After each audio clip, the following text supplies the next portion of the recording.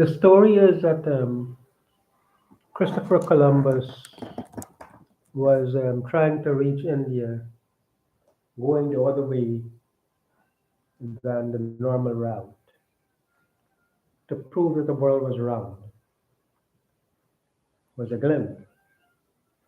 And it is a globe actually, as we all know now.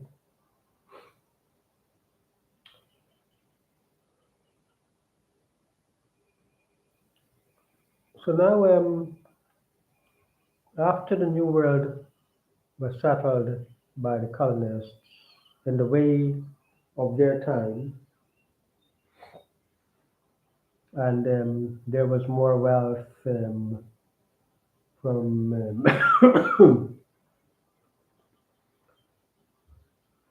pirate activity than moral legitimate activities, I guess. In those days, even nations were always fighting, so they get dominion, and it still happens today. Eventually, you know, when trade routes settled and the market became apparent, I guess that they had to find consistent ways to New York. Well, the Dutch were in New York, closer to Europe,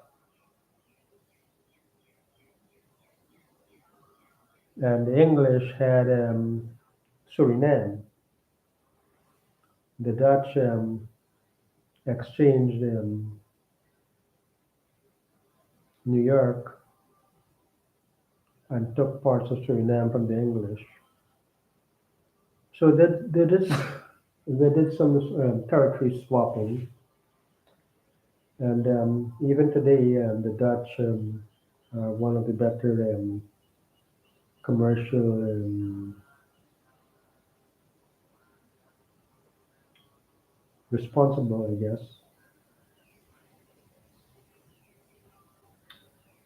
wealth generators on the globe.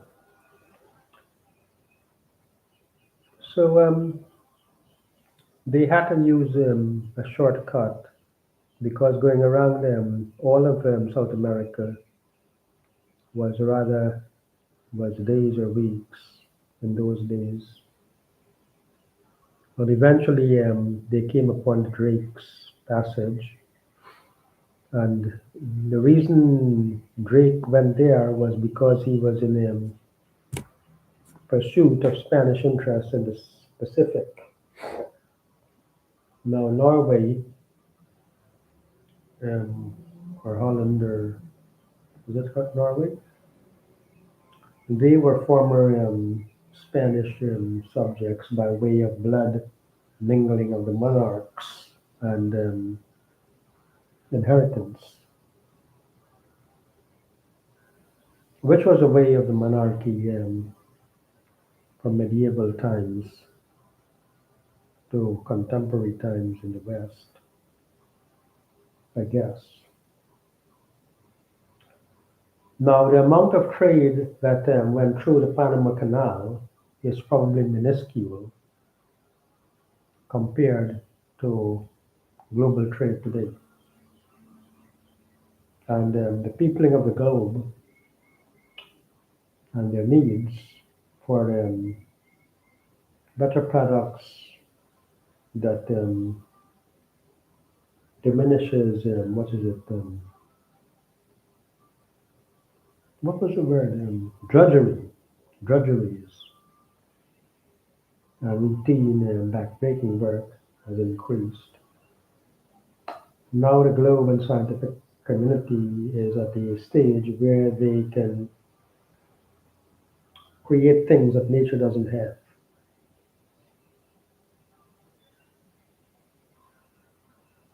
such as elements that are not natural,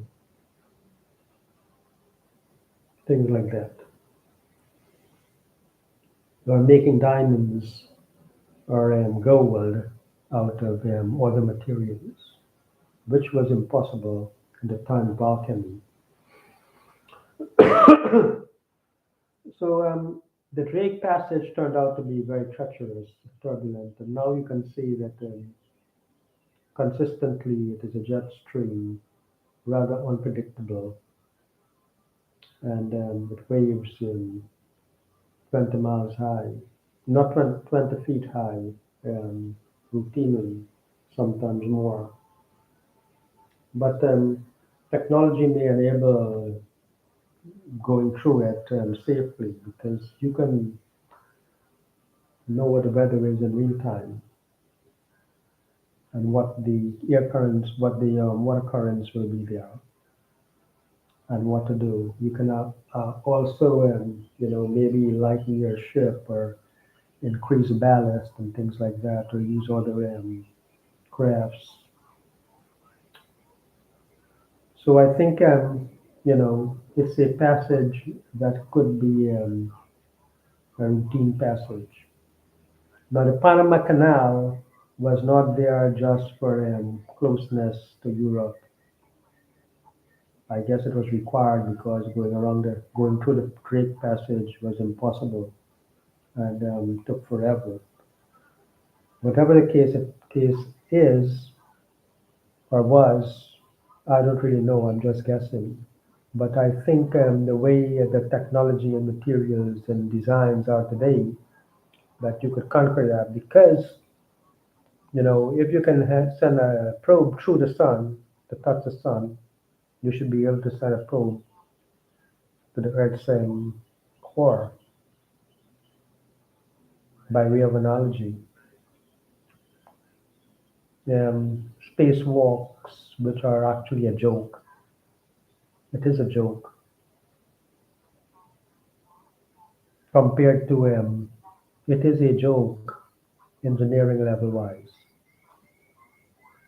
That's like flying plastic out, in the air, living in a bubble.